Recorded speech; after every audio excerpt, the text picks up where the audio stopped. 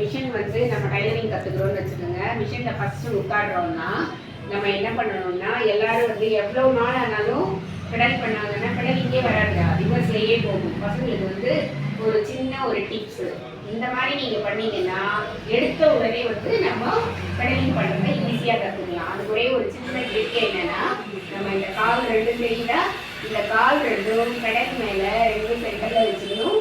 இதை வந்து அழுத்தம் கொடுக்கக்கூடாது, ப்ரெஸ் ரொம்ப அழுத்தி வச்சுக்கூடாது. காலை வந்து லேசாக வச்சுக்கோங்க. அதுக்கப்புறமா இந்த இந்த வீல் இருக்கு பார்த்தீங்களா, இதை வந்து நம்ம முன்னாடி சுற்றணும். இப்போ பாருங்க, அந்த இப்போ பாருங்க, நான் இப்படி சுற்றும் போது கால் அசைந்தா அதை வந்து அழகாக கால் அசைது பார்த்தீங்களா. இந்த கையால் ஒரு 10 டைம்ஸு நம்ம இதை போட்டோம்னா, நீ கால் வந்து லேசாக வச்சதா அது வந்து ரன் ஆகும். நீ வந்து அழுத்தம் கொடுத்தன்னா இது வந்து நீ என்னதான் கையில் போட்டாலும் இது இப்படியே தான் போகும். அதனால ஃபஸ்ட்டு ட்ரிக் வந்து காலை வந்து லேசாக வச்சுக்கணும். செகண்ட் வந்து கையால் நம்ம பார்க்க திருப்பணும்.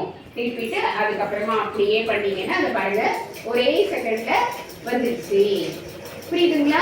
நீங்கள் வந்து காலை அழுத்த கொடுத்தீங்கன்னா காலும் ப்ரெஸ் பண்ணும்போது இது வந்து திரும்பாது, இது இப்படியே நிற்கும். இது ரிவர்ஸில் போகும். ரிவர்ஸில் ஏன் போகக்கூடாதுன்னா, நூல் போட்டோம்னா நூல் கட் ஆகிடும். ரிவர்ஸில் போச்சுன்னா ஃபஸ்ட்டு பெடலிங்ன்றது தான் கிளாஸு. அதையே வந்து பசங்க சரியாக பண்ண மாட்டாங்க.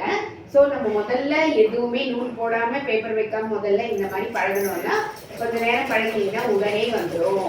பெடலிங் பண்ணும்போது அந்த சக்கரை வந்து நம்ம முன்னாடி இப்படியே ஒரு 10 டைம்ஸ் போட்டிங்கன்னா கால் அசையும். அந்த அசைக்கு ஏற்ற மாதிரி நினைச்சிங்கன்னா உடனே வந்துடும்.